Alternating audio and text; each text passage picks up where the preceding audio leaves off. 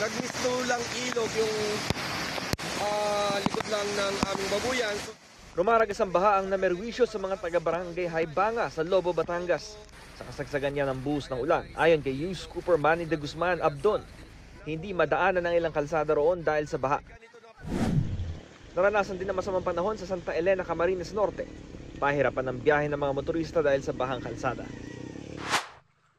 Binahari ng Purok 3 Tiwi sa bayan ng Kapalonga ayon kay Youth Cooper Ginalyn Fernandez. Sa Dingalan, Aurora naman, ilang kalsada ang hindi madaanan dahil sa landslide dulot ng masamang panahon. Naranasan din ang malakas na ulan sa ilang bahagi ng Zamboanga City. Binaha ang ilang lugar kabilang ang barangay San Jose Gusu kung saan abot tuhod ng tubig. Bumaha rin dahil sa malakas na ulan sa barangay Tapian, sa Dato Odin Sinsu at Maguindanao del Norte.